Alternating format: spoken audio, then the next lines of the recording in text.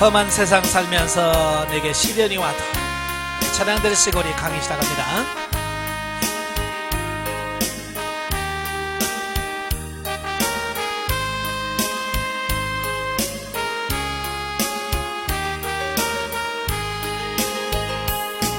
험한 세상 살면서 내게 시련이 와도 내게 슬픔이 와도 나는 주만 보리라. 우는 사자와 같이 천막이 나를 삼키려 나를 유혹하지만 주가 나를 지키리. 환난아 내게 원하라 시련아 내게 원하라. 누가 주님 사랑해서 나를 끊으리요. 나는 괴로움 없겠네. 주가 나와 함께 나를 인도하시니 나는 주만 따르리. 아멘. 기도하겠습니다. 은혜로우신 아버지 감사합니다. 오늘도 우리를 사랑하셔서 훈련의 장소로 인도하시고 느헤미야의 말씀을 같이 상고하게 하셔서 감사합니다. 오늘 본문 말씀을 읽으며 정말로 그 말씀을 나눌 때 성령께서 우리의 지각을 열어서 알게 하시고 생각나게 하시고 깨닫게 하옵소서. 시정을 맡겨오며 예수님의 이름으로 감사하며 기도합나이다. 아멘. 네, 이 시간 우리 교재 70페이지입니다. 70페이지 느헤미야서의 그 본문 이해를 보도록 합니다. 1장에 보면 예루살렘 성 회파 소식 및 느헤미야의 중보 기도가 나와요. 70페이지 1절에서 3절 보면 예루살렘에 관한 슬픈 소식. 이스라엘 백성들이 BC 537년에 1차 귀환이 일어나잖아요. 그 뒤로 85년의 시간이 흘러서 다시 2차 귀환 BC 458년에 이루어집니다. 2차 귀환 때까지도 이 느헤미야는 어디에 바사 제국에 머물러 있어요. 귀환을 안 했죠. 그 왜 귀환을 안 했을까? 뭐 여러 가지 이유가 있겠습니다만은 그는 아닥사스다 왕의 총애를 받는 술관원으로서 자신의 의사와 무관하게 2차 귀환에 참여하지 못한 것으로 추정된다. 아마 그의 열정을 가지고는 2차 때 왔을 것 같은데 2차 때도 귀환을 안 했어요. 그래서 3차 때 그 뒤에 14년 후에 BC 444년에 귀환을 하거든요. 아마 아닥사스다 왕이 총애를 했기 때문에 넌 안 돼, 넌 가지 마 라고 말렸기 때문에 아마 가지 못했을 거라고 보지요. 자, 그런데 거기서 있다 보니까 예루살렘 성이 회파가 되어지고 비참한 이런 모습들을 듣는 거예요. 어찌 보면 다 상관없는데 뭐 나는 잘 살고 나는 편한데 라고 생각할 수 있잖아요. 그죠? 자, 그런데 그런 상황을 바라보면서 느헤미야는 슬픔에 잠기고 하나님께 호소하는 기도를 드리는 이런 모습을 보게 되어집니다. 자, 여기서 그 느헤미야의 그 본성, 자기 일이 아닐지라도 나라 민족을 사랑하는 마음으로 그렇게 애타는 마음을 갖고 있었다고 하는 거, 긍휼히 여기는 마음, 이게 있었다고 하는 것이 중요한 거죠. 오늘날 많은 사람들이 오늘날 성도들 중에서 없는 게 있어요. 그게 뭐냐? 긍휼히 여기는 마음, 불쌍히 여기는 마음이 없어요. 너무 이제 개인적이고 이기적이고 자기중심적이다 보니까 남의 관심 별로 없어요. 그래서 뭐 남의 옌병보다 내 콧불이 크다 그러잖아요. 그러니까 옛날 옌병 걸리면 어떻게 돼요? 거의 뭐 죽니 사느니 가잖아요. 근데 죽니 사느니라고 하는 말은 남은 엄청난 고난을 받고 있는데 겨우 나는 내 감기 걸려갖고 나는 지금 나 감기 걸려 죽어 이러면서 자기만 자기중심적이지 남의 것을 생각하지 않는 시대를 그렇게 비유를 합니다. 이런 시대에 자 우리도 나만이 아니라 이제 주변에 있는 사람들에게 관심을 갖고 그들을 돌보고 그들을 안타까워하는 이런 마음, 그 느헤미야가 가졌던 그런 마음을 우리도 가져야 된다 그 말이에요. 그래서 그는 아닥사스 왕에게 간청해서 직접 예루살렘으로 돌아가서 성벽을 쌓고 백성들의 생활을 향상시키는 일에 헌신하게 되어집니다. 자, 이처럼 느헤미야의 귀한 배경을 보여주는 본문의 내용은 광야 같은 세상을 살아가는 우리 성도들의 자세가 어떠해야 하는지를 우리에게 잘 교훈해 주고 있습니다. 다시 말해서 비록 우리의 육신은 이 땅에 거하고 있지만 언제나 하나님 나라에 우리의 궁극적 관심을 두고 하루하루의 삶을 영위해야 한다는 것을 말씀하고 있어요. 그러니까 지금 느헤미야는 바사제국의 술 맡은 관으로 묶여 있어. 갈 수가 없어. 그렇죠? 예루살렘 갈 수가 없는데 그의 마음은 항상 어디가 있어요? 예루살렘에 가 있는 거예요. 이런 건 마찬가지예요. 오늘 저와 여러분 하나님 나라에 갈 수 있어요, 없어요? 하나님 나 지금 천국 가고 싶어요. 갈 수 있어요? 못 가잖아요. 그죠? 우리는 지금 이 땅에 매여 있어요. 육신을 벗지 않은 한 우리는 갈 수가 없어. 그래서 우리는 매여 살 수밖에 없어요. 그러나 우리의 마음은 어디가 있어야 돼요? 하나님의 나라에 가 있어야 된다. 이걸 우리에게 지금 보여주고 있는 거예요. 근데 여러분이 지금 마음은 어디가 있어요? 마음에 콩밭에가 있죠. 아니 또 세상에 있고 육신적인 부분에 있고. 자, 그러니까 우리가 영적인 부분을 누려야 되는데 누리지 못하는 어떤 그런 부분을 볼 수 있는 거예요. 여러분의 마음이 늘 하나님의 나라에 있기를 바래요.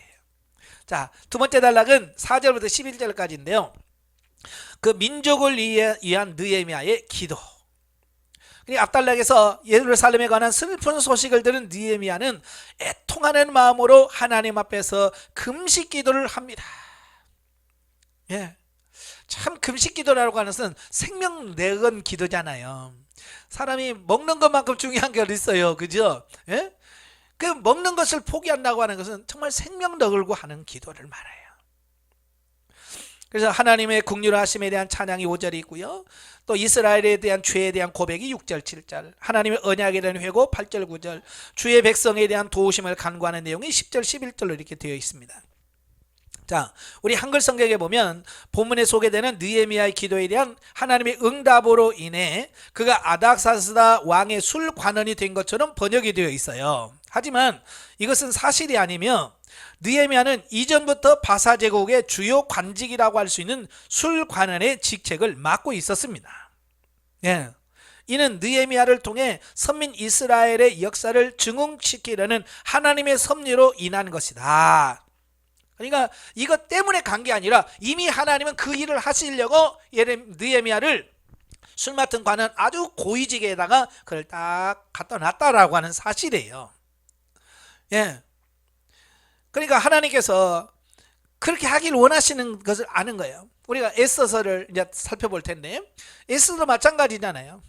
에스더가 왕후가 돼서 궁중에 삽니다. 근데 하만이 유대인들을 죽이려고 하죠. 그때 그 삼촌이 그에게 말하잖아요. 이때를 위하여 너를 왕으로 삼은 줄 어떻게 아느냐. 하나님께서는 필요에 따라서 하나님께서 그 자리에 가 있게 하신다 그 말이에요. 그들만 그럴까요? 아니에요. 오늘 저와 여러분도 마찬가지예요. 그 일을 위해서 하나님이 지금 나를 그 자리에 있게 하신 거예요.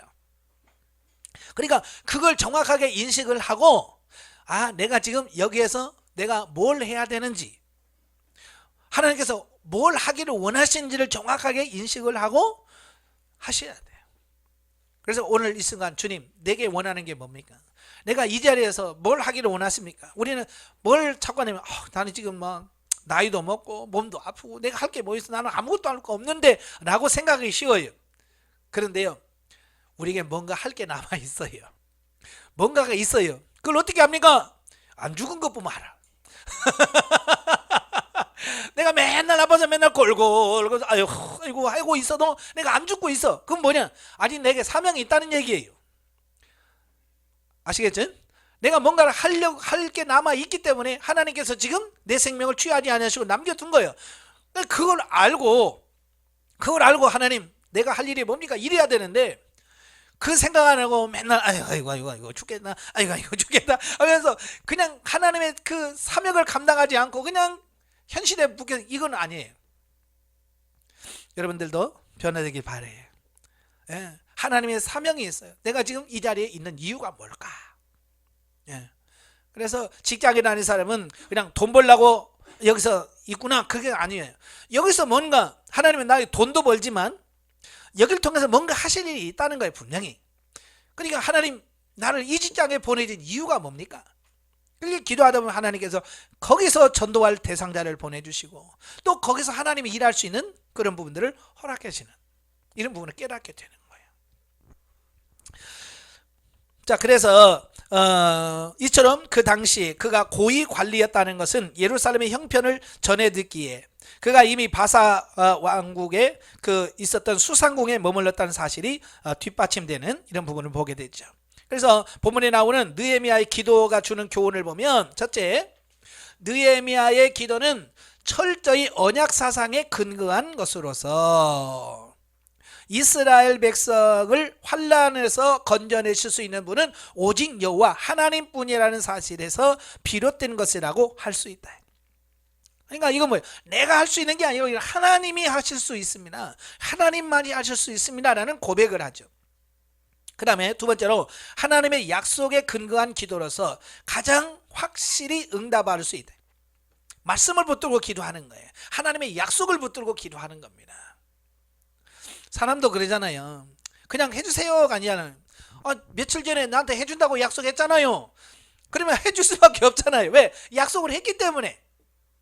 하나님도 이미 성경 말씀을 통해서 우리에게 뭐예요? 약속했어요. 내가 이렇게 해주겠다. 그래, 약속을 해주셨기 때문에 어때요? 그 약속을 붙들고 기도하면 그 하나님이 약속이 했기 때문에 응답이 되는 거예요. 그래, 말씀을 붙들고 기도하시라 그 말이에요.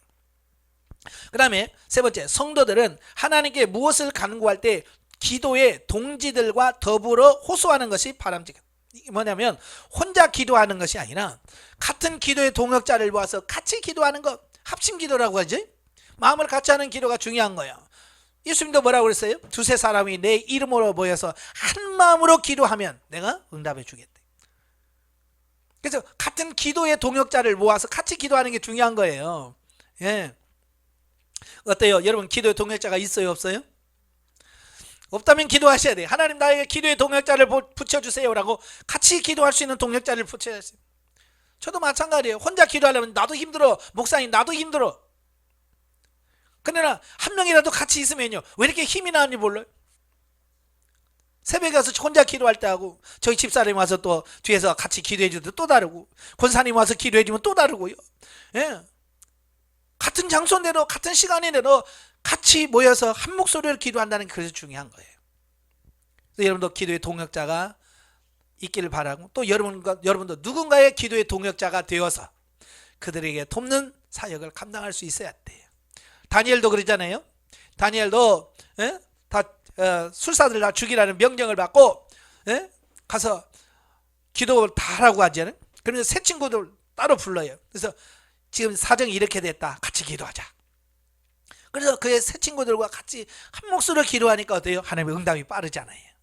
그래서 여러분도 기도의 동력자를 구하시길 바래요. 자, 네 번째로, 언제 어떤 상황 속에서도 기도야말로 사태 해결을 위한 최상의 비결이다. 즉, 기도란 성도들이 마지막 한 가닥의 희망을 걸 수 있는 최후의 수단이 아니라 무슨 일이든 가장 먼저 시도해야 할 최상의 방책이라는 사실을 우리는 결코 잊지 말아야 된다. 이게 무슨 말이냐면, 우리 성도들이 하다 나중에 아이고 도저히 할 게 없네. 그때 뭐예요? 기도라도 해야지. 이제 그렇게 돼요. 자기가 할 거 다 하고 이제 더 이상 할 게 없을 때 기도라도 해야지. 그래는 안 되는 말. 그게 아니란 말이에요. 무슨 일을 하기 전에 먼저 기도로 시작하고 기도로 출발할 수 있어야 돼요. 기도가 선제가 되어야 된다. 이걸 말씀하려고 하는 거예요. 영적에 보죠. 이스라엘 백성들은요, 2차에 걸쳐 본토로 귀환하여 열악한 환경을 딛고 성전을 재건하게 되죠.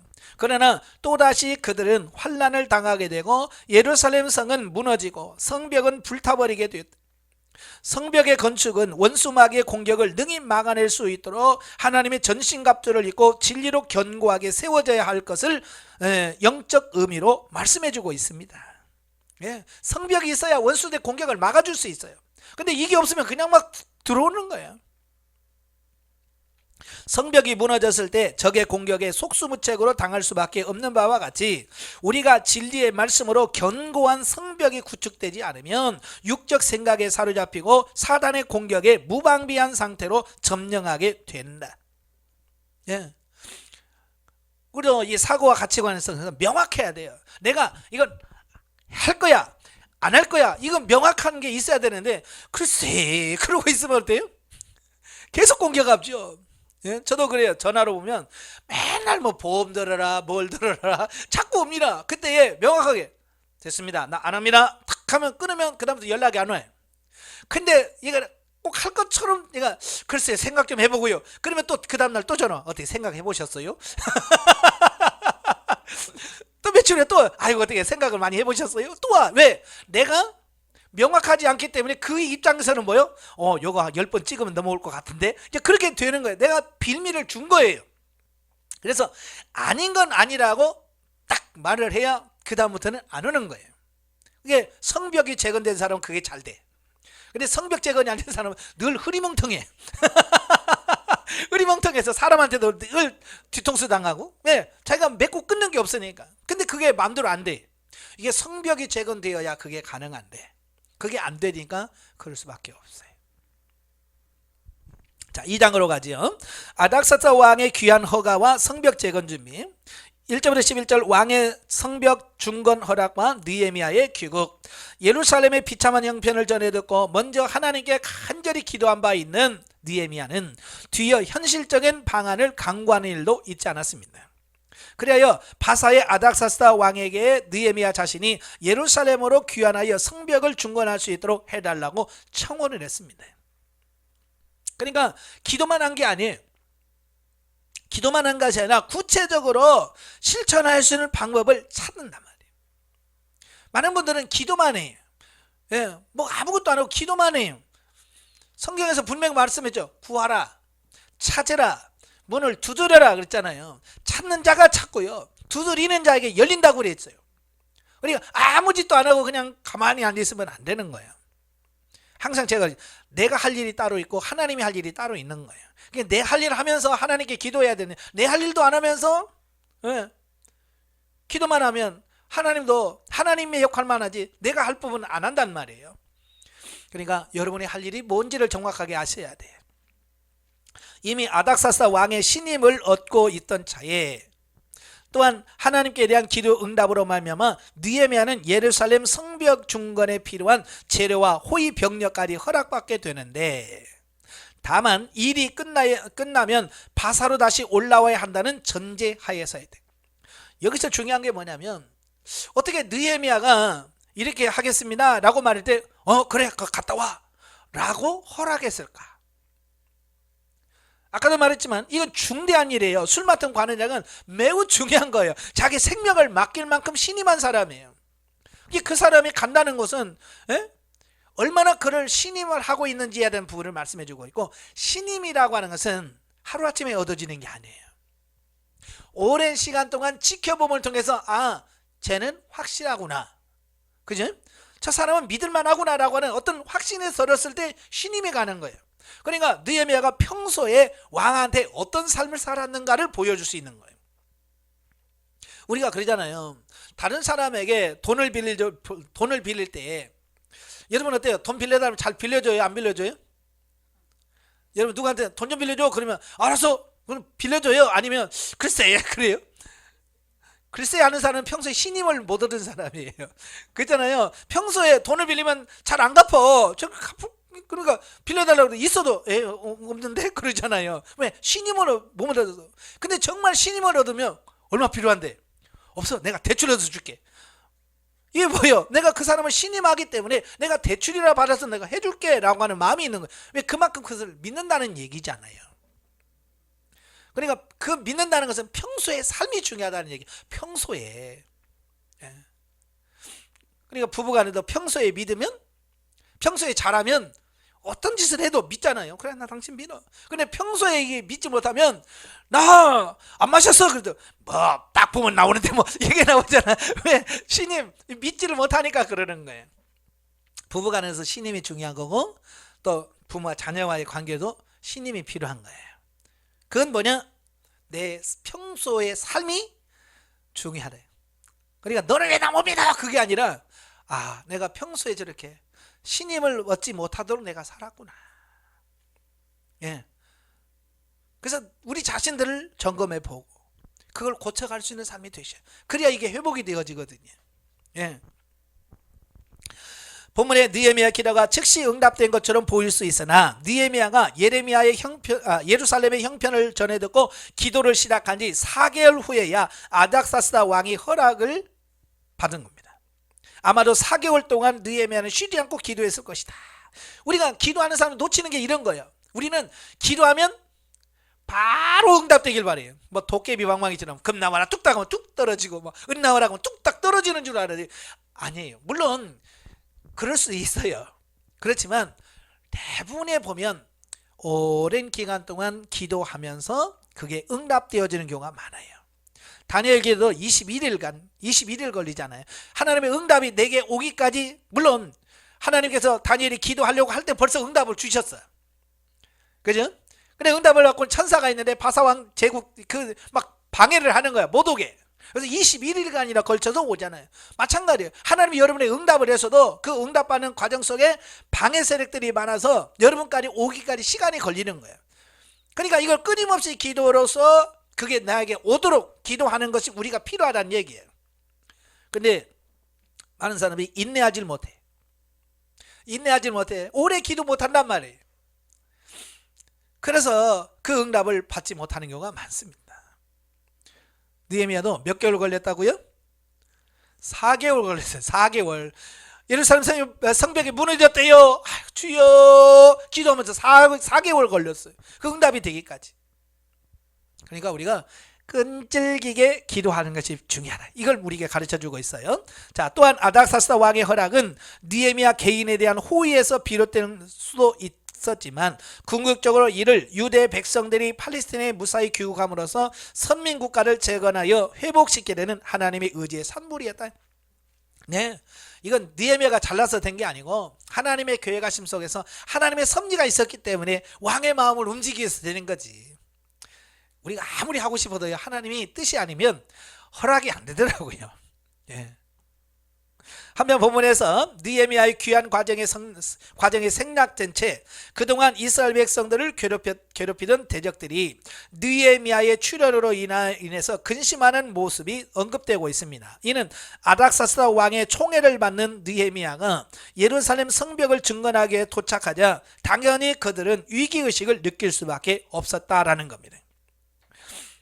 지금도 그러잖아요. 대통령의 최측근이다 그러면 어려워하잖아요. 네? 대통령 옆에서 그 최측근이나 어려워요. 이 왕의 신임을 받고 있는 사람이 내려온다니까 주변의 대적들이 얼마나 겁을 먹었겠어요. 네? 하나님께서 그런 고위층이 아니면 그 일을 할 수가 없어요. 그래서 하나님께서 준비시켜서 오래전부터 궁궐에서 그 일을 하게 하시고 왕의 신임을 받게 하시고 이 모든 것을 준비하신 분이 누구냐? 하나님이시라. 예. 12절부터 20절까지 보면 성벽 중건의 준비 작업. 자, 예루살렘에 도착한 느헤미야가 가장 먼저 한 일은 아무도 모르게 성벽 파괴 상태를 자세히 둘러보는 것이었다. 이는 성벽 재건을 자신의 소명으로 아는 신앙심 때문이다. 느헤미야가 비밀리에 이 일을 추진한 이유는 성벽 중건을 시작하기도 전에 과거와 같이 산발라를 비롯한 대적들의 방해를 받게 될까 염려했기 때문으로 추측된다. 예, 그러니까 오자마자 그냥 밤중에 그 성벽 무너지는 현상을 딱 보는 거예요. 파악을 하는 거예요. 이게 어떤 일을 하려면 먼저 이 사태를 정확하게 파악을 해야 되거든요. 예. 그리고 그 오자마자 그렇게 둘러봤다는 얘기는 그만큼 그가 성벽 재건이 얼마나 중요한 임무인지 자기 사명이 뭔지 정확하게 깨닫고 있었다라고 하는 것을 보게 되죠. 예.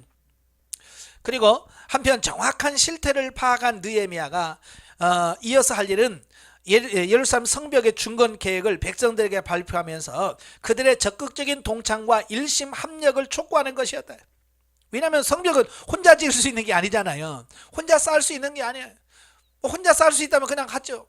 근데 그게 아니야. 같이 백성들이 같이 해야 돼. 그러니까 백성들에게 호소해서 그들이 동의를 얻어야 되잖아요. 그죠? 우리도 보면 그렇잖아요. 여기서 그 말을 듣고 여기서 이해가 되고 용납이 되면 합시다 할 수 있는데 뚱그름 잡듯이 이렇게 하면 될 거요. 그 돈은 어떻게 할 건데? 가다면 되겠죠.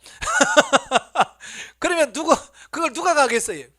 구체적으로 예를 들어서 지금 현재 재정이 얼마고 우리가 헌금하면 얼마 모을 거고 대출은 얼마 받고 하면 이게 가능합니다. 그래서 딱 가능성을 제시하고 방법도 이렇게 하면 됩니다 라고 구체적인 방법이 데려갔어요. 성도들이 안 될 것 같은데 그러면 되겠네 라고 하는 동의가 있어야 일을 시작할 거 아니에요.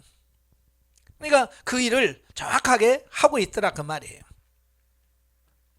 이와 같이 느헤미야 말에 산발라스 류시안 대적들이 바사 제국의 반역을 꾀하는 처사라고 협박했지만 이미 아다스다는 왕의 허락을 받아낸 상태이기 때문에 그들이 그 말을 하는 것에 당황하지 않아요. 그들의 주장을 반박했고요. 특히 하나님께서 모든 일을 형통케 하실 거라는 강한 믿음을 표명하고 있습니다. 그러니까 느헤미야는 4개월 동안 기도했잖아요. 그걸 위해서 4개월 동안 기도했고요. 전혀 불가능할 것 같았는데 왕의 허락을 받고 왕의 제가를 받고 내려왔어요. 그러니까 이게 피라미드를 떠든다고 이거 됩니까? 하나님이 허락하시고 왕이 허락한 건데 이거 잔챙이들이 한다고 겁먹을 일이 없어요. 그러니까 확고한 신앙을 가지고 할 수 있는 겁니다. 오늘 저와 여러분도 그래요. 기도하면서 하나님이 내게 주신 거다라고 확신을 갖고 있을 때 흔들림이 없는 거죠. 근데 그런 확신이 없으니까 우리는 상황에 따라서 누가 이 말하면 그랬고 이제 그러는 거죠. 왜? 하나님으로부터 직접 받은 게 없기 때문에 그런 거예요. 그러니까 여러분들이 직접 하나님께 물으셔야 돼요. 그래서 하나님은 직접 말씀을 들으셔야 돼요. 그래야 내가 확실히 그건 아닙니다. 그건 안 됩니다. 못합니다 라고 할 수 있어요. 근데 하나님은 직접 음성을 듣지 못하니까 이게 그럴까? 화처럼 똑같아요. 아담은 하나님으로 직접 들었잖아요. 이 선악을 알게 하는 열매를 먹는 죽는다 그랬잖아요. 근데 하와는 하나님을 직접 들은 게 아니라 아담을 통해서 간접적으로 들었어요. 그러니까 죽을까 하노라 이렇게 되는 거예요. 그러니까 여러분도 마찬가지예요. 누구 말 들어서는 안 돼요. 제가 상담을 해서 상담하는 가운데 말을 했다 할지라도 그걸 받았으면 그걸 가지고 하나님 앞에 가서 하나님 상담하면서 오늘 이렇게 이 말씀을 들었습니다. 이게 정말 확신한 건지 하나님이 확인해 주세요 라고 하나님께 기도하셔서 하나님의 확신을 맞아. 맞구나. 그러면 요동감이 없어요. 제가 전에도 다 간증을 했지만 저도 처음에 훈련받고 상담을 하니까 저보고 광야 8이라고 와요. 이해가 안 되죠. 인정이 안 됩니다. 그래서 이 안에서는 목사를 뭘로 하는 거야 하는 그 마음도 있고 아직 내가 변화되기 전이니까. 근데 하나님 막 가서 따졌어요. 하나님 이럴 수 있습니까? 그러니까 하나님께서 맞다. 하나님께서 맞다 그러니까 내가 반론을 제시할 수가 없잖아요. 하나님이 그게 맞아. 그게 너의 영적인 실제야 라고 말하니까 더 이상 반발도 못하겠고 그냥 깨갱하잖아요. 그냥 네 알겠습니다 하고 그냥 수긍이 되는 거예요. 하나님이 말씀하셨다고 하는 걸 내가 들어야 확신을 가질 수 있는 거예요. 그리고 여러분도 마찬가지 항상 하나님한테 가서 다시 묻고 주님부터 확신하게 음성을 들으십시오. 그래야 흔들림이 없어요. 느헤미야 보세요. 하나님께서 응답받았지요. 왕의 제가 받았죠. 옆에서 뭐라고 해봐야 그 신경 씁니까? 안 쓰고 그냥 밀어붙일 수 있는 거예요. 왜? 직접 들었기 때문에. 한편 예루살렘 성벽 재건을 방해하는 무리들이 주동자로 계속해서 등장하는 그 산발랏은 모압의 호론 지방 출신으로서 당시에 그 사마리아 총독의 지위에 있었던 자입니다. 그는 유대의 제사장 가문과 혈연 관계를 맺을 정도로 막강한 영향력을 행사하고 있었는데요. 혼합주의적 종교를 지니고 있었던 그로서는 여호와 유일 신앙을 저해하기 위해서 온갖 힘을 다 기울였던 것으로 생각이 됩니다. 그러니까 하나님을 위해서 반대하는 게 아니고 자기 입지 때문에 반대하는 거예요. 영향력이 줄어들까 봐. 느헤미야가 오기 전까지만 해도 영향력을 끼쳤거든요. 근데 느헤미야가 딱 해서 성벽 지면 아예 말 영향권에서 벗어나 버린단 말이에요. 그러니까 그것이 싫어서 하는 거예요. 우리도 마찬가지예요. 정말 하나님이 뜻이 아니라서 안 하는 건지, 아니면 내가 영향력이 내가 산출해서 안 할 것인지, 이런 부분들을 명확하게 하셔야 돼요. 그러니까 하나님 앞에 깊이 기도하셔야 돼요.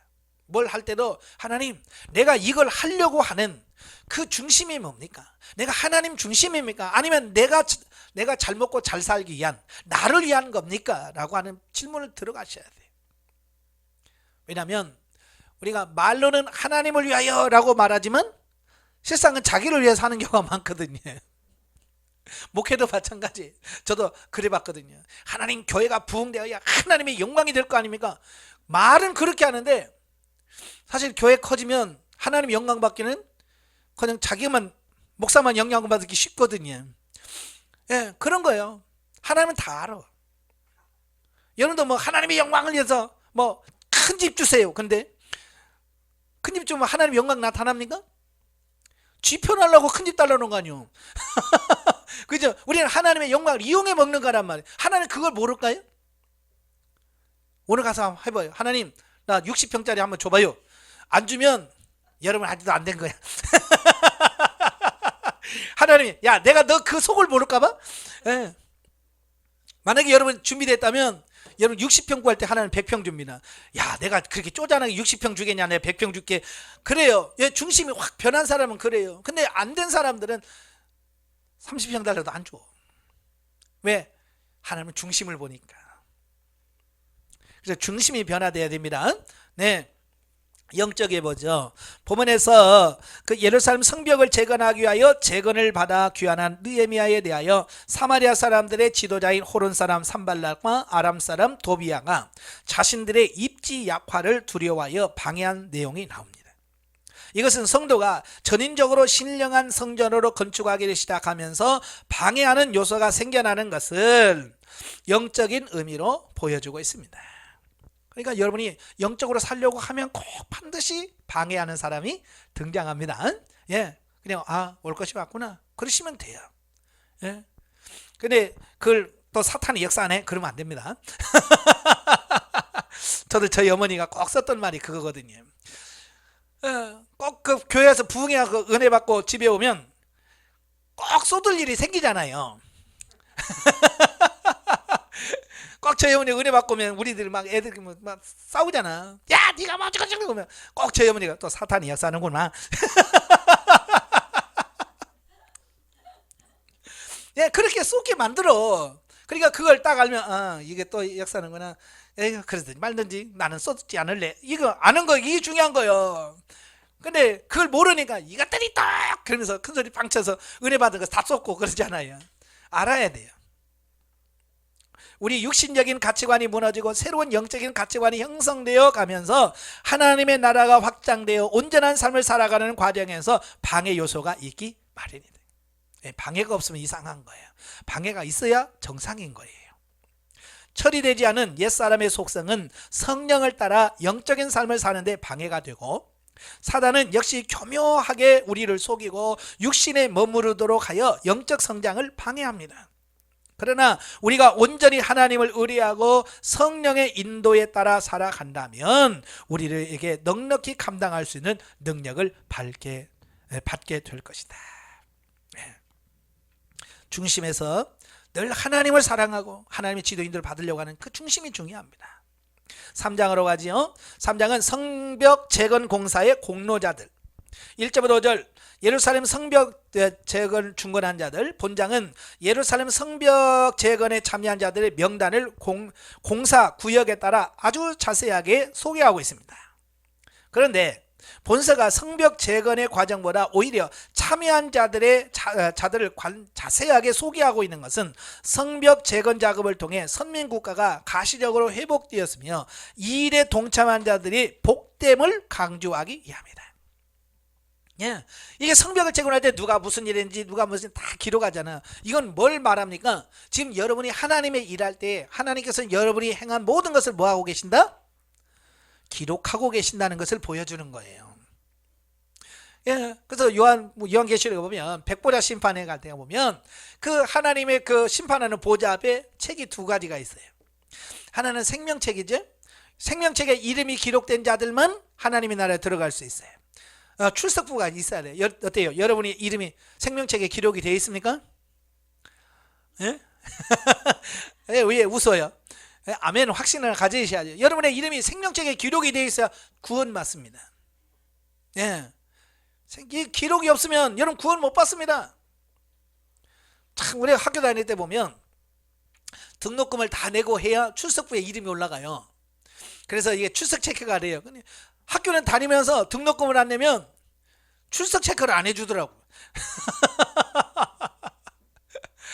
참 돈 없으면 서러워요. 자, 마찬가지예요. 그러니까 등록금 안 내고 학교 다녀서 한 학기를 공부하고 한 학년을 공부해도 졸업장 안 줍니다. 여러분이 아무리 교회 다녀도 여러분의 생명책에 여러분의 이름이 없으면 전국 못 가요. 그러니까 그게 중요한 거예요. 두 번째가 뭐냐? 행위록이 있어요. 행위록은 뭐냐? 여러분이 일생 동안 살면서 여러분이 행한 모든 삶을 다 기록한 책이 있어요. 그래서 그 기록된 행위에 따라서 하나님께서 심판하시고 복을 주시고 이게 결정이 돼야죠. 다 기록이 됩니다. 여러분, 예? 은밀한 곳에서 기도할 때도, 예? 주님은 기억하시고 듣고 계시고, 아무도 모르게 선한 일 행할 때도 주님은 다 기억하시고 기록하셔서 이번에 상을 베푸시는 거예요. 예, 오늘도 여러분 영성훈련 받는 이것도 기록해 놓을 거예요. 예. 한편 본문에서 양문에서부터 옛문 앞까지 성벽을 건축하는 한 자들이 소개되고 있습니다. 바로 이 공사 구역은 예루살렘 성벽의 북쪽에 해당되었으므로 적들의 공격에 가장 큰 위협을 느끼는 곳이다. 예, 예루살렘은요, 이 동서남북이 있는데요, 이 동쪽과 이 서쪽은 이렇게 언덕기로 돼 있어요. 언덕으로 돼 있어서 이 공격하기가 굉장히 어렵습니다. 지금도 가면 이렇게 이면이 이게 언덕으로 돼 있어요. 지금 뭐 포수고 하니까 뭐 그 사람만 없지만 옛날에는 다 그 사람이 올라가야 되고 그래서 밑에서 활 쏘야 되고 그러니까 밑에서 공격하는 게 정말 힘들어요. 근데 북쪽은 평지거든요. 그러니까 적들이 어디로 공격하겠어요? 그래도 당연히 평지, 그 위쪽에서 공격한단 말이에요. 북쪽이 제일 취약한 지역이에요. 자, 그럼에도 불구하고 대제사장의 가문을 중심으로 한 이들이 기꺼이 이곳의 성 건축을 담당하는 모범을 보여야 돼. 예, 대제사장 가문들, 그들은 뭐 하는 사람들이에요? 하나님께 예배하고 제사 드리는 사람들인데 그들이 팔벗고 제일 어렵고 제일 힘든 지역을 우리가 하겠습니다. 솔선수범을 보인 거예요. 모범을 보인 거예요. 이처럼 성전과 가장 근접해 있는 북쪽 성벽의 공사를 대제사장 가문이 주도적으로 담당한 것은 바로 그곳이 제사장들이 주로 거주하는 지역이기도 하지만 특히 이곳을 통하여 희생 제사로 사용되는 짐승들이 들어오는 문이었기 때문이다. 매우 중요한 것이기도 하다. 그래서 양의 문이라고 하는 것은 그 제사 드릴 수 있는 그 양 같은 것이 들어오는 문을 가리켜요. 그래서 양의 문이라고 하는 이런 별명이 붙어 있습니다. 예. 자, 한편 5절에 나타나는 드고아 사람들은 지도자들이 참여치 않음에도 불구하고 이 위험한 공사에 참여하는 자발적인 신앙을 보여주었습니다. 이 드고아는 예루살렘에서 남쪽으로 한 15km, 17km 떨어진 곳인데요. 자, 이곳 사람들은 지도자들은 이 성전을 지을 생각을 안 해요. 근데 지도자가 아닌 백성들이 그 일을 참여한 거예요. 자, 이게 중요한 거예요. 다른 사람 지도자가 움직여야 움직이는데 이들은 지도자가 움직이도 않은데 백성들이 자발적으로 참여한다는 거예요. 이건 굉장히 중요한 거죠. 그러니까 대제사장의 가문의 가문이 성병재건의 솔선수범했듯이 어떤 일은 수행하면서도 지도자의 역할이 중요함을 보여주며 동시에 5절의 경우처럼 지도자가 그 일을 잘 감당하지 못한다 할지라도 모든 사람은 각자 자신의 분량대로 하나님의 일에 충성해야 함을 보여줍니다. 그러니까 왜 봉사 안 해요? 아이 우리 목사님이요. 왜냐면 지도자 핑계 대야 안 돼요? 여러분 대야 안 돼요? 왜 기도 안 합니까? 그러면 우리 교회 목사님은 기도 안 해요. 아니 왜 거기다가 핑계 대냐고. 지도자가 뭐 지옥 가면 같이 갈래요? 그건 아니잖아요. 왜 핑계 대냐고요. 두고 간 사람들은 뭐 우리 뭐 지도자도 안 가는데 우리가 왜 가? 라고 할 수도 있잖아요. 그런데 지도자가 안 가도 나는 그 하나님의 일이라는 걸 알기 때문에 가는 거예요. 이게 중요한 거예요. 누구 핑계 대지 말라는 거예요. 또 6절 13절은 서쪽 성벽을 재건한 자들이라고 합니다. 보면은 예루살렘 서쪽 지역 즉 옛 문부터 시작하여 골짜기 문 앞까지 서쪽 성벽은 금장색이나 향품 장사와 같은 다양한 계층의 사람들이 공사를 담당했고요. 특히 여자들까지 참여했다라고 언급을 하고 있습니다. 따라서 이와 같은 본문의 내용은 하나님 나라의 사역에 있어서는 재산의 유무와 신분의 차이 그리고 남녀의 구분이 아무런 문제가 되지 않는다는 것을 교훈해 주고 있습니다. 예, 하나님의 일하는데 남자 여자가 뭐가 중요하고, 예? 나이가 뭐가 중요합니까? 하나님의 일하는데 모두가 동참하는 것이 중요하다는 거예요. 그러니까 여자까지 동참했다라고 하는 것은 정말 백성들의 마음이 정말 한 마음이 됐다는 얘기잖아요. 자, 뭐 우리나라도 뭐 행주산성 있잖아요. 그 권율 장군이 싸울 때 여자들이 뭐였어요? 왜 행주라고 그랬어요? 예, 앞치마 다 들고 거기다가 돌멩이 나르고 해가지고 그 산성이 이겼잖아요. 예? 그러니까 협력해야 돼. 내가 나 같은 사람이 뭐 아니에요. 작은 사람의 힘이라도 보태면 큰 일을 할 수 있는 거예요. 예, 여러분은 너무 자기 자신을 비하해가지고 나 같은 것이 뭐 그런데요. 그런 말 하지 마세요. 여러분도 하나님의 일하기에 충분한 능력을 다 갖추었어요. 자, 14절 19절까지면 남동쪽 성벽을 중건한 자들. 보면은 골짜기 문부터 시작해서 군기고 맞은패에 이르는 예루살렘 성벽의 남동쪽 지역을 건축한 자들을 소개하고 있는데요. 자, 이곳은 성전으로부터 가장 멀리 떨어진 곳이기도 하지만 특히 6지역은 예루살렘이 아닌 다른 지방의 방백들이 책임을 담당했는데요. 이들은 예루살렘 성벽의 혜택 곧 외적의 침입으로부터 보호를 직접적으로 누릴 수 있는 자들이 아니었지만 그들은 언약 공동체의 일원으로서 일체감을 가지고 기꺼이 공사에 참여했다라고 하는 거예요. 그러니까 이 남동쪽은 굉장히 길고 큰 공사인데 여기는 누가 감당하냐면 예루살렘 성 안에 사는 사람이 아니라 멀리 떨어져 있는 사람들이 와서 그 공사를 하는 거예요. 어찌 보면 그 성벽 짓는다고 해서 자기들은 도움이 돼야 안 돼? 뭐 우리가 그거 살 것도 아닌데 뭐 그렇잖아요. 자기하고 아무 상관없는 거야. 그런데도 그게 하나님의 일이라고 하는 어떤 그런 부분을 깨달았기 때문에 어때요? 이익과 상관없이 가서 헌신하고 희생하고 성벽을 쌓는 겁니다. 이건 뭘 가르칩니까? 우리는 본문을 통해서 성도들이 자신의 현실적인 이해관계에 구애받지 않고 다만 하나님 나라의 유익을 위해 헌신해야 한다는 사실을 교훈해 줍니다. 그러니까 계산적으로 자기가 이익이 될 것만 같으면 하고 이익이 아니면 안 하고 이런 게 아니란 말이에요. 하나님의 나라라고 하는 큰 틀 안에서 동참할 것은 동참하고 같이 할 수 있는 같이 할 수 있어야 돼. 자, 보통 그래요. 전도할 때 보면 어때요?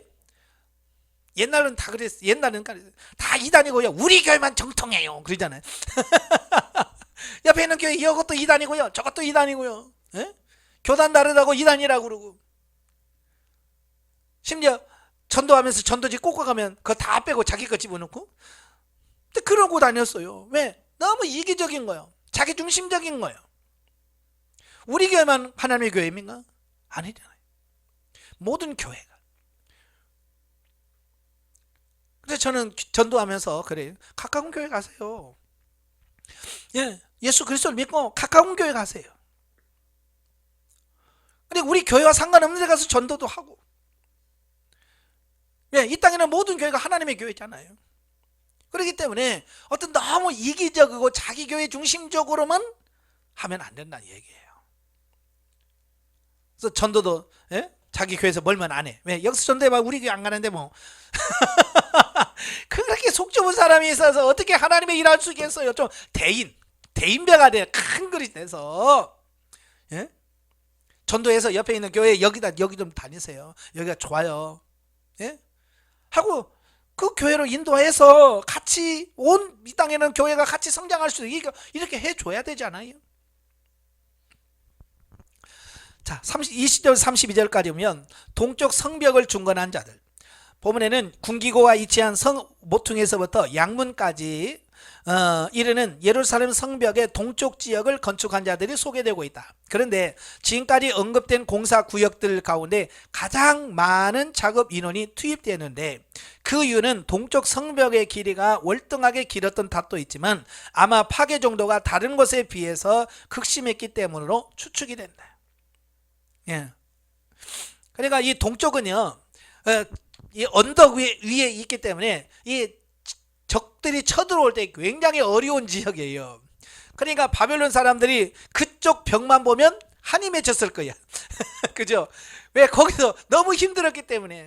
그래서 그 성벽을 허물 때 그쪽은 그냥 아예 철저하게 허물어 버린 것 같아. 그러니까 그 성벽을 쌓을 때 많은 사람이 동원될 수밖에 없는 그런 점을 가지고 있죠. 한편 본문에는 이미 다른 공사 구역을 맡아서 자기 책임을 완수한 바 있는 자들이 동쪽 성벽 중건에 다시 참여한 사실을 보여주고 있습니다. 그래서 바룩, 무레못, 핫숲, 드구와 사람, 하나냐, 무슬람 등이 여기에 해당됩니다. 그러니까 자기 맡은 지역만 끝난 것이고 우리 다 끝났다가 아니라 자기가 맡은 지역을 다 끝나고 나서 아직도 덜 끝난 지역에 가서 또 돕는 거예요. 협력하는 겁니다. 당시에 느헤미야의 촉구에도 불구하고 예루살렘 성벽 재건에 동참하지 않고 반감만 하고 있던 자들도 적지 않았지만 이들은 누구보다도 열심을 갖고 자기 책임을 다했을 뿐만 아니라 갑절의 수고를 아끼지 않았다는 점에서 칭찬받을 만하다. 하나님의 나라는 바로 이런 자들에 의해 보다 널리 확장되며 왕성한 힘을 얻게 되는 것이다. 그러니까 이렇게 자발적으로 헌신하는 자들이 있었기 때문에 하나님의 나라가 하나님의 일이 되는 거예요. 이런 헌신한 사람들이 없으면 어떻게 해요? 하나님의 일이 돼야 안 돼요? 안 되죠. 이해타산적으로 계산적으로 하면 안 됩니다. 우리는 그런 단계를 초월하셔서 정말 하나님의 나라는 큰 테두리 안에서 일할 수 있는 그런 삶이 되셔야 돼요. 4장으로 갑니다. 4장은 성벽 공사 방해 공작 및 역군들의 무장 대처. 1절부터 6절 성벽 재건에 대한 대적들의 조롱. 본장은 예루살렘 성벽 재건 과정에서 이스라엘 백성들이 겪은 어려움과 방해들을 소개하고 있습니다. 그 가운데 본문은 느헤미야가 예루살렘 성벽 재건 계획을 발표하자 무모한 일이라는 조롱과 아울러 바사 제국에 대한 반역 행위라고 위협한 바 있는 산발락과 도비아가 유다 백성들의 사기를 저하시키기 위하여 조롱과 독설을 퍼붓고 있는 것으로 시작됩니다. 이런 사람은 항상 있습니다. 여러분이 기도하면 꼭 옆에서 꼭 기도한다고 되냐 이런 사람 꼭 있죠. 그러면 여러분 큰 소리로 기도하면 하나님이 귀가 먹었냐? 그런 사람 있어요 없어요? 그런 사람 없으면 여러분 기도 안 한 거예요. 틀림없이 여러분 중에서 기도해 본 사람은 그 말 꼭 들었을 거예요. 하나님이 귀가 먹었냐? 뭐 이렇게 기차 화통을 삶아 먹었지? 뭐 이렇게 큰 소리를 기도하냐? 이런단 말이에요. 자, 그럴 때 어떻게 해야 돼요? 아이, 창피해서 오늘부터 기도 안 해야지. 그게 정답입니까? 아니에요. 그럴지라도 옆에서 아무리 조롱하고 뭘 해도 하나님 앞에서 내가 할 바는 할 수 있어야 돼. 아무리 도비아가 산별날씨 막 해도 거기에 신경 안 써요. 그저 성벽 재건하는 일만 집중하는 느헤미야 모습을 보거든요. 그들은 파괴된 예루살렘 성벽을 복구하는 것은 도무지 불가능한 일이라고 말했으며 사실 그래요. 지금 이스라엘 인구는 그렇게 많지 않아요.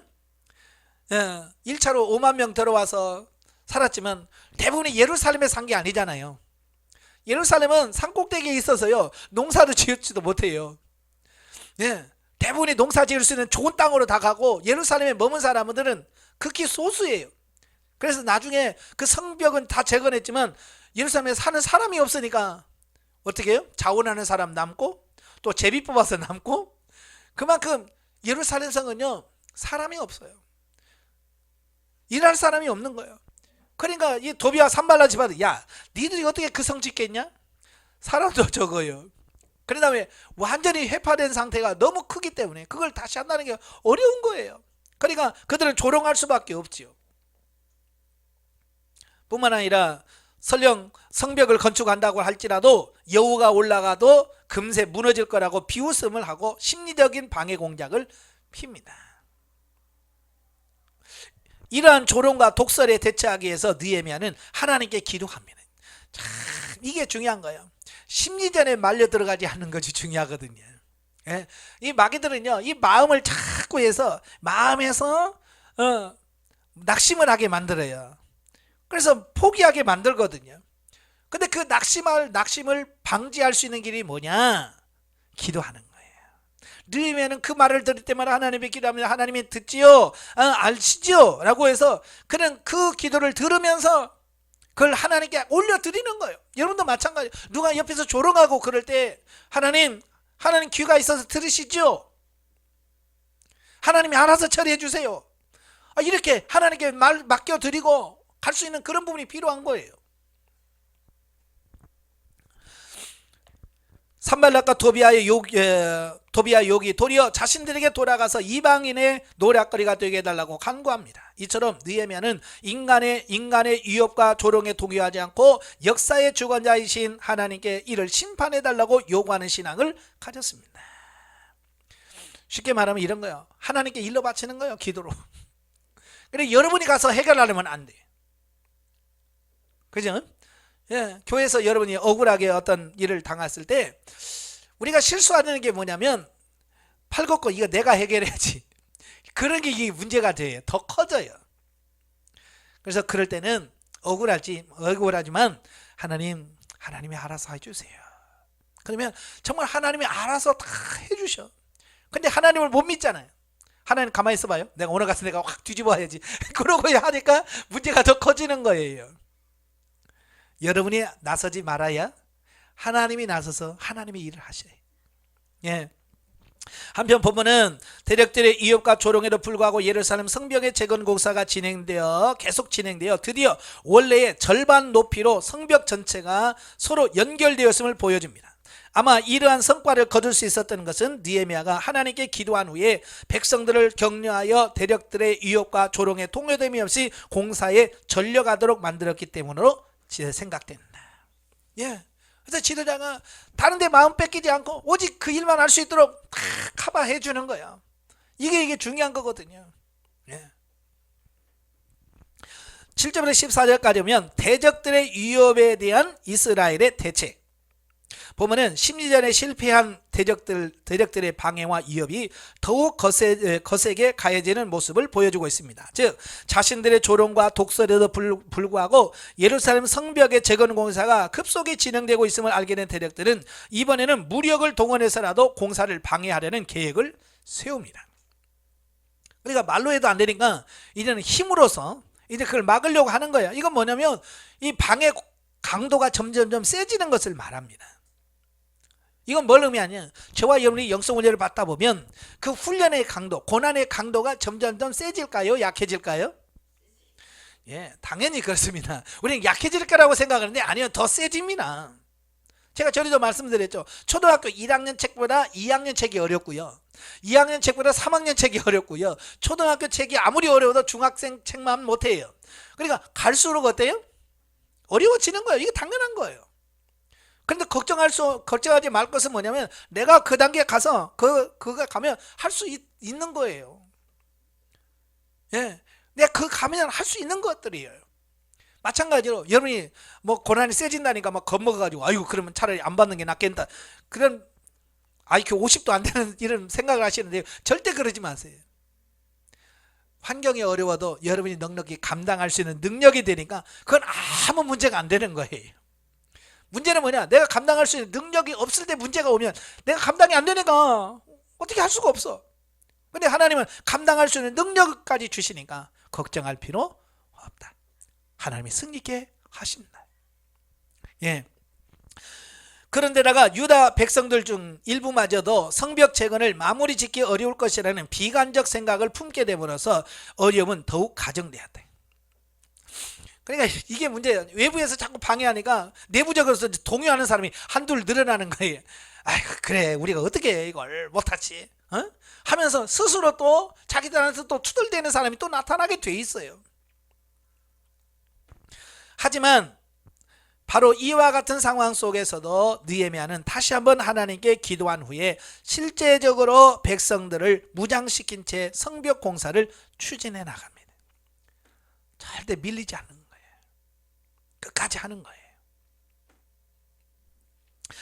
그래서 15절부터 23절까지 보면 방비태세를 갖춘 채 계속되는 성벽 공사, 대적들의 무력 공격에 대비해서 느헤미야가 백성들을 무장시킵니다. 예. 칼을 차고 창을 들고 공사를 하기 시작합니다. 그래서 산발라스의 침략 계획을 포기할 수밖에 없었어요. 한 손에는 망치 들고 건설하면서 한 손에는 활 들고 총 들고 있는 겁니다. 옛날 새마을 운동가에 그런 게 있죠. 한 손에 총칼 들고 뭐 하면서 그 기억나세요? 안 들어보셨어요? 옛날에 새마을 운동 안 해보셨어요?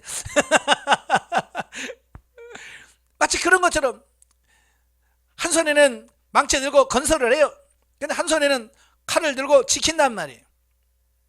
하나도 힘든데, 그죠? 하나도 힘든데 이 두 가지를 일하기 얼마나 힘들겠어요. 하지만 느헤미야는 성벽 공사가 끝날 때까지 경계심을 늦추지 않았고 계속해서 백성들을 무장시킨 채 공사를 진행시켰다. 이렇듯 본문에서는 유다 백성들의 대적들에 대한 방어와 성벽 공사를 동시에 담당하는 힘겨운 모습을 자세히 소개하고 있다. 자, 그렇죠. 한 가지만 해도 힘든데 두 가지 일을 하려니까 얼마나 힘들겠어요. 그죠? 여러분도 그러죠? 지금 여러분 교회 다니기도 바빠 죽겠는데 또 여기 와서 영성훈련까지 받아서 두 가지를 하잖아요. 예? 그러니까 여러분 힘들 수 있어요. 예. 그렇다고 해서 뭘 한 가지만 할 수는 없잖아요. 같이 해야죠. 한편 비록 방백들을 칼과 창과 활로 무장시키기는 했지만 느헤미야가 궁극적으로 의지할 것은 무력이 아니라 하나님의 도우심이었다. 다시 말해서 그는 여호와의 구원하심이 칼과 창에 있지 않고 또한 전쟁은 하나님께 속한 것이라고 고백한 바 있는 다윗의 신앙을 물려받은 인물이었던 것이다. 예. 그러니까 자기 자신이 할 수 있는 것과 하나님이 하실 일을 정확하게 알아요. 예. 그래서 기도하면서 내가 할 일은 하는 거예요. 성벽 쌓는 것과 또 칼 들고 무장해서 지키는 것. 바로 이처럼 자신이 할 수 있는 최선을 다하되 궁극적으로 하나님의 도우심을 의지하고 그 결과 역시 하나님께 맡기는 자세가 예수 그리스도의 선한 군사로 부르심을 받은 성도들에게 요구된다. 오늘 저와 여러분도 이와 같은 자세가 필요합니다. 예. 영적 예보죠. 이스라엘 백성들은 성벽 재건 작업을 방해하는 세력의 그 도전이 극심해지는 가운데 긴장을 늦추지 않고 성벽의 방비와 재건에 몰두할 수 있었다. 이처럼 역경 가운데 성도가 하나님을 온전히 의지할 때 하나님의 일을 행하시는 것을 보게 된다.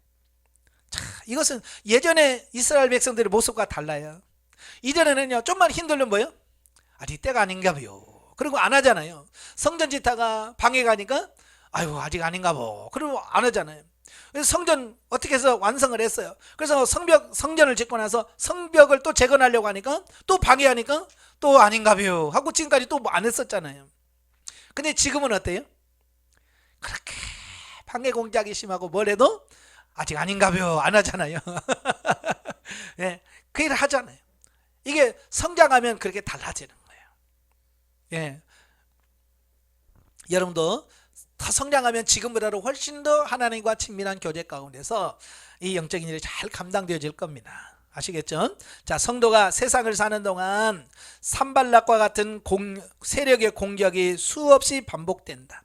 우리가 상당히 영적으로 성숙한 단계에 이르러도 육적 속성이 남아있고 사단의 공격은 쉼이 없다. 그러나 우리가 그리스도 예수 안에 있기 때문에 이 모든 것이 우리를 해할 수 없으며 우리가 주님을 온전히 의뢰하고 주님과 동행하는 삶을 사는데 자극제가 되기도 한다. 결국 우리에게 부딪혀오는 여러 유형들의 문제들은 더욱 확장된 하나님의 나라를 누리기 위한 유익을 줍니다.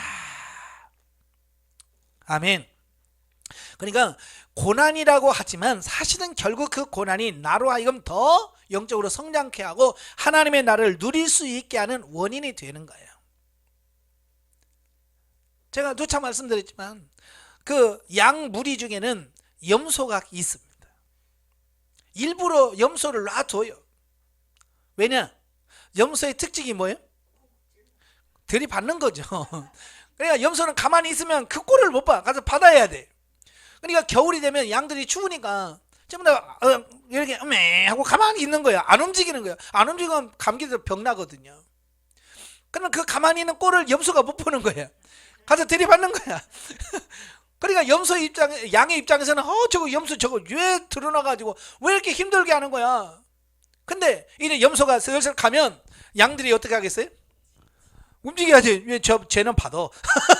제가 오면 받는다. 그러니까 받치기 싫으니까 움직이는 거야. 염소가 이리 가면 요리 쭉 하고 요리 가면 이렇게 움직이고 하다 보니까 어떻게 하냐면 양이 사는 거야. 겨울에 감기 걸리지 않고 양이 사는 거예요. 그러니까 결국 염소는 누구를 위하여 존재하는 거예요? 그죠? 양을 위해 존재하는 거예요.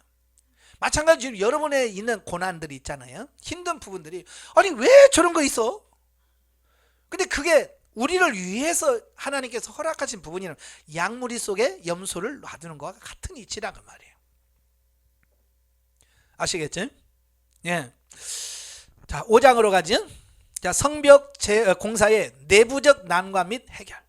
그러니까 4장은 외부적인 난관, 외부적인 고난을 얘기했어요. 그게 밖에서 공격하는 걸 말하는데요. 5장에서는 이제 내부, 이스라엘 사람 내부에서 또 문제가 생기네요.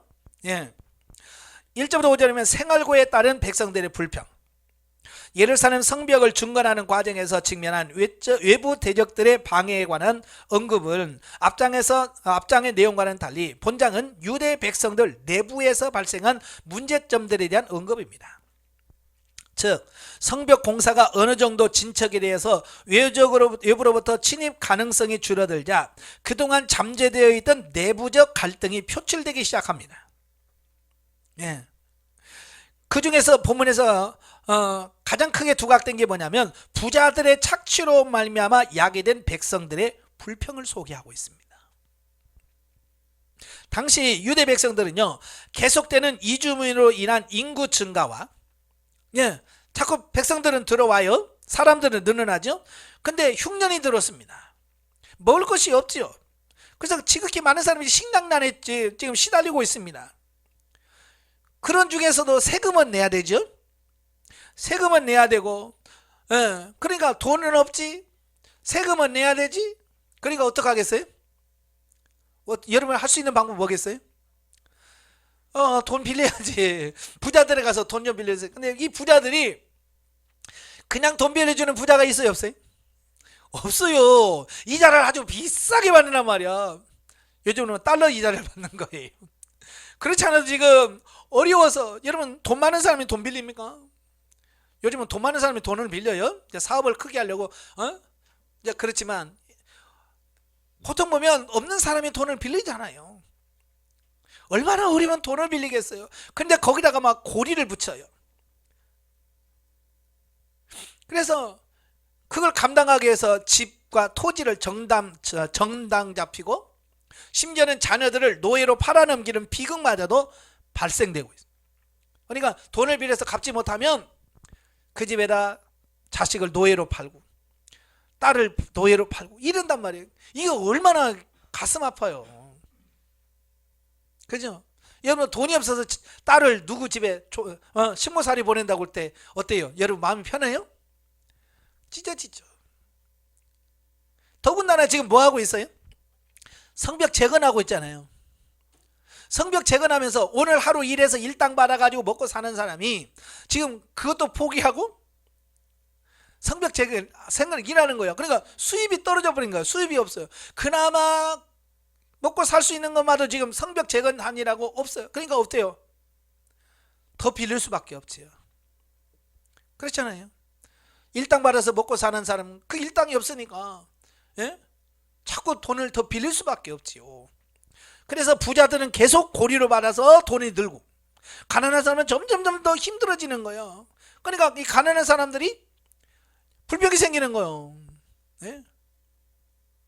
그래서 그게 불만이 표출되어진 거예요. 여러분, 이자를 받는 것, 가난한 사람들에게 돈을 빌려주고 이자를 받는 것은 율법에서 금지하는 거예요. 이식을 취하지 마라.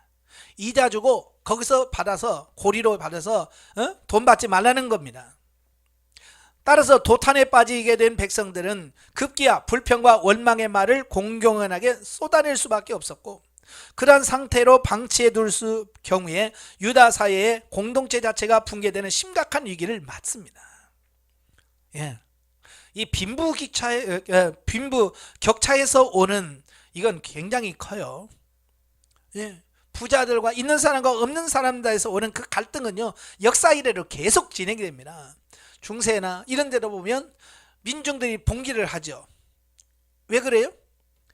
예, 있는 사람은 자꾸 뺏어가서 자기들은 부자가 되는 거, 가난한 사람은 계속 가난해지는 거야. 그게 가난하게 살다가 에이 더 이상 못 살겠다. 그래서 쳐들어가는 거잖아요. 그죠? 그래서 봉기가 일어나게 되고 혁명이 일어나는 거거든요. 지금 자칫하면 지금 이럴 수 있어요. 그러면 어떻게 돼요? 같은 이스라엘 백성들끼리 치고받고 싸우고 뺏고 하면 그 공동체가 형성이 되겠어요? 형성될 수가 없는 거예요.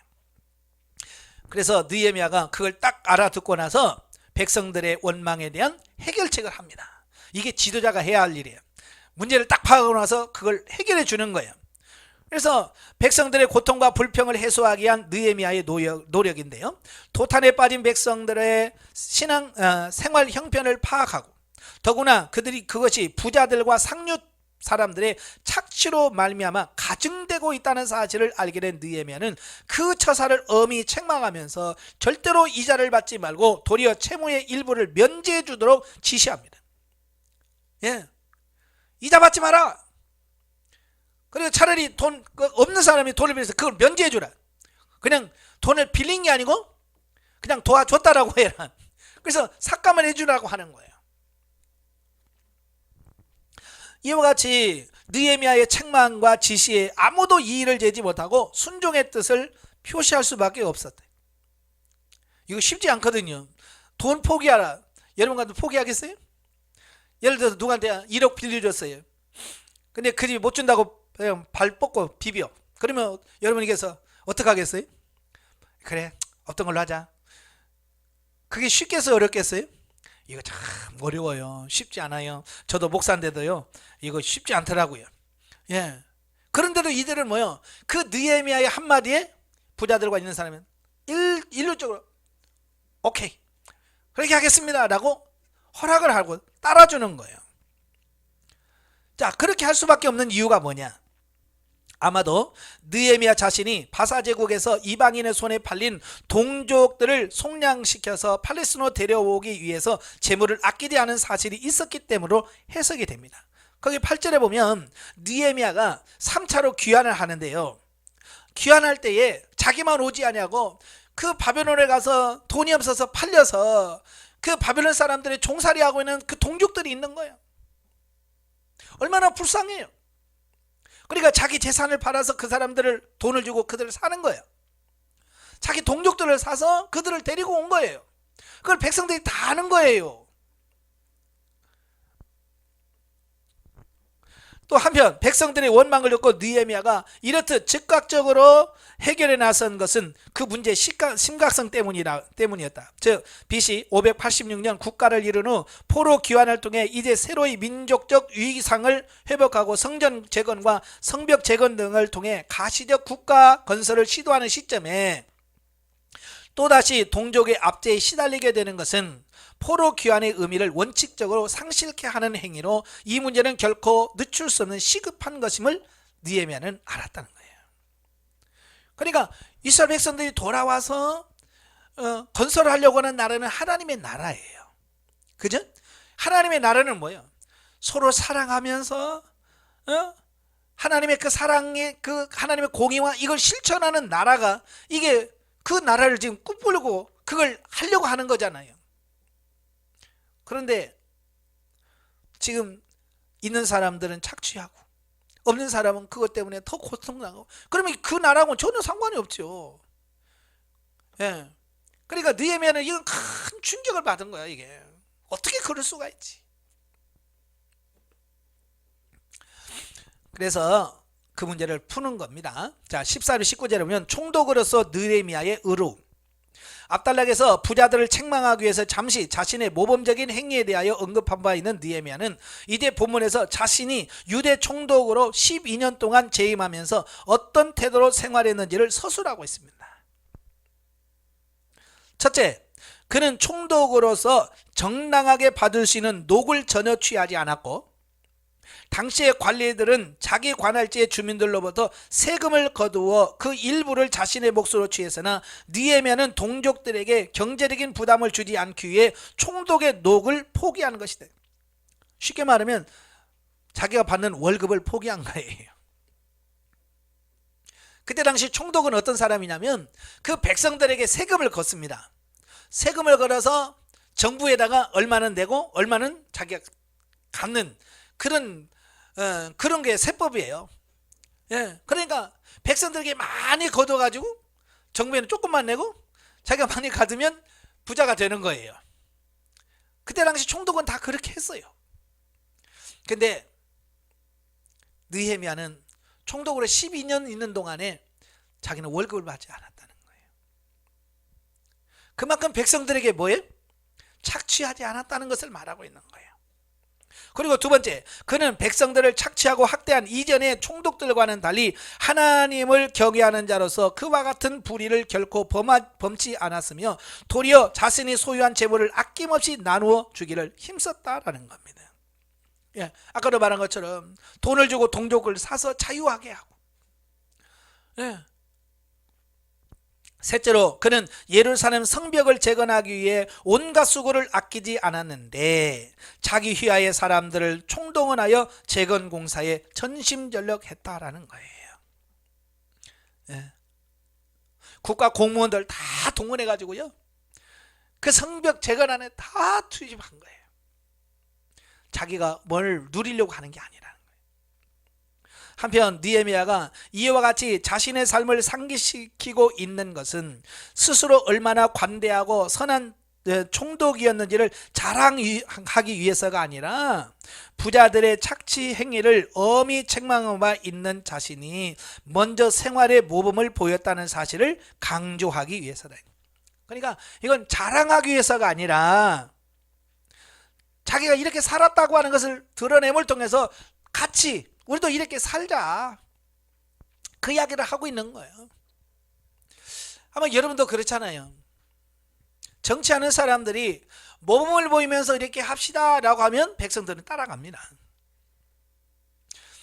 근데 백성들에게 세금 내, 돈 내 하고 자기는 안 하지 않아요. 백성들이 뭘 하겠어요?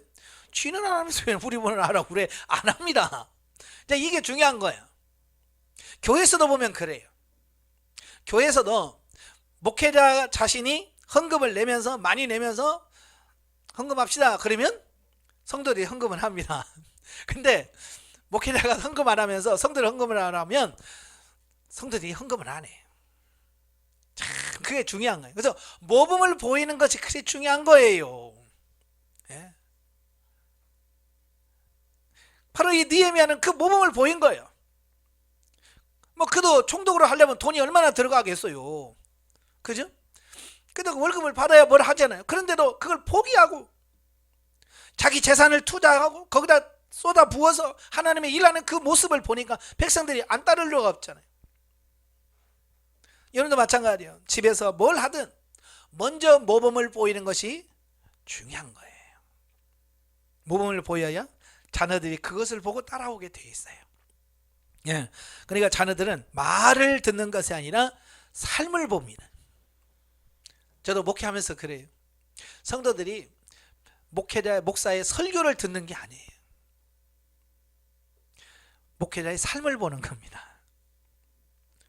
그래서 목회자의 삶이 되면 설교를 죽을 뭐라든 우리 목사님 최고요 그래. 그러니까 밖에서 말해, 니네 목사님 설교도 지지도 못하더라. 아니야, 우리 목사님 최고야. 그래요. 삶이 되니까, 삶의 모범을 보여주면 그래요.